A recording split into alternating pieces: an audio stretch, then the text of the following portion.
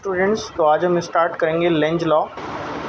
Lenz law कहता है कि जो पोलरिटी है इंड्यूस्ड ईएमएफ की वो अपोज करता है जिससे वो प्रोड्यूस हुआ होता है, यानी rate of change of flux का वो अपोज करता है। अब इसको अगर हम इंग्लिश में लिखते हैं तो कैसे लिखेंगे? It states that the polarity of induced EMF is such that it tends to produce a current which opposes the change in magnetic flux that produces it, right? Equation हम पहले भी लिख चुके हैं, E is equal to minus D phi over D T, और negative sign जो है वो लेंज लॉ को इंडिकेट कर रहा है, ठीक है। अब मोशनल इलेक्ट्रोमोटिव फोर्स की हम बात करेंगे। इसमें हम क्या कर रहे हैं कि एक कंडक्टिंग रॉड ले रहे हैं और उसको magnetic field, external magnetic field में क्या कर रहे हैं, उसको हम मूव करा रहे हैं। इससे क्या होगा कि जो मैग्नेटिक लाइंस होंगी वो उसमें वो कट करेंगी वहाँ पे। सो जो फ्री इलेक्ट्रॉन है वो एक एंड से दूसरे एंड पर ट्रांसफ़र होंगे, तो जिससे क्या होगा, ईएमएफ एक इंड्यूस्ड हो जाएगा और उसको हम मोशनल ईएमएफ कहेंगे, ठीक है।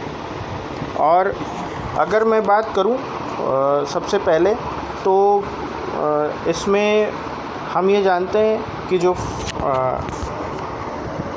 फाई होता है किसी भी मतलब यानी फ्लक्स जो है मैग्नेटिक फील्ड का, वो क्या होता है मतलब बी ए कॉस थीटा। अगर कॉस थीटा ज़ीरो है तो phi is equal to B into A area हो जाएगा। और अगर उस एरिया को हम कन्वर्ट करें तो क्या होगा, एरिया को अगर हम कन्वर्ट करते हैं तो उसमें बी इंटू ए, अब ए को मैं क्या लिख सकता हूँ, एल इंटू बी, तो L इंटू बी।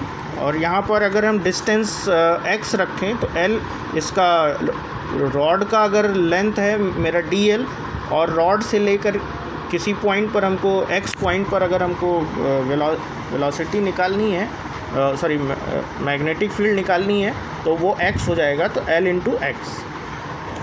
अच्छा, अब हम जानते हैं d phi over D t, तो d phi over D t is equal to induced EMF. अगर उसको हम डिफरेंशिएट करेंगे तो हमारा क्या आएगा, again E is equal to B L into V, okay. तो अगर हम इसको वेक्टर फॉर्म में लिखना चाहें तो V cross B into D L हो जाएगा, या L हो गया। और उसको हम V, अगर वेलोसिटी और लेंथ के बीच का जो वेक्टर, मैग्नेटिक फील्ड के बीच का जो वेक्टर है वो थीटा है, तो V B L sine theta भी हो जाएगा। और इसको हम इंड्यूस्ड ईएमएफ को हम क्या लिख सकते हैं, बी क्रॉस वी, और इसको हम इस तरह से लिख सकते हैं। अब अगर मैं मान लूँ फोर्स अगर उसमें आ जाता है, ये तो हमारा इंड्यूस्ड ईएमएफ हो गया। अब इंड्यूस्ड ईएमएफ यानी यहाँ पर अगर हम फोर्स की बात करें तो F is equal to electromotive force क्या होता है, F is equal to Q into E, अगर चार्ज मोशन में है। और यही चीज़ अगर हम फोर्स की बात करें, मोशनल फोर्स की, इलेक्ट्रोमोटिव की, तो F is equal to Q V B हो जाएगा। दोनों को अगर हम ऐड कर देंगे तो F is equal to Q E plus Q V B, ठीक है। ये हम पढ़ चुके हैं, इसको हम लॉरेंज फोर्स कहते हैं, ठीक है।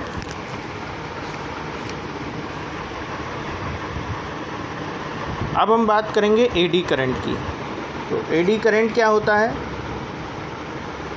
किसी भी मैग्नेटिक फील्ड के अंदर अगर मैग्नेटिक फील्ड चेंज हो रहा है तो एक करंट लूप जो है वो फॉर्म कर लेता है उस कंडक्टर के अंदर, और जिससे कि एनर्जी डेसिपेट होने लगती है हीट के फॉर्म में। इस इफ़ेक्ट को हम क्या कहते हैं, एडी करंट कहते हैं। तो हम इसको इस तरह से डिफ़ाइन कर सकते हैं, changing magnetic field can set up current loops in nearby metal और conductor, they dissipate the electric energy as a heat, such currents are called eddy currents. ठीक है, इसका एप्लीकेशन कहाँ कहाँ यूज़ कर सकते हैं एडी करंट को हम? एक तो मैग्नेटिक ब्रेकिंग इन ट्रेन में जो मैग्नेटिक ब्रेकिंग होती है उसमें, इलेक्ट्रोमैग्नेटिक डैम्पिंग में, इंडक्शन फर्नेस में, और इलेक्ट्रिक पावर मीटर में। ठीक है, यहाँ तक यूज़ होता है। आज के लेक्चर में इतना ही। नेक्स्ट लेक्चर में फिर हम नेक्स्ट टॉपिक के साथ मिलेंगे। धन्यवाद।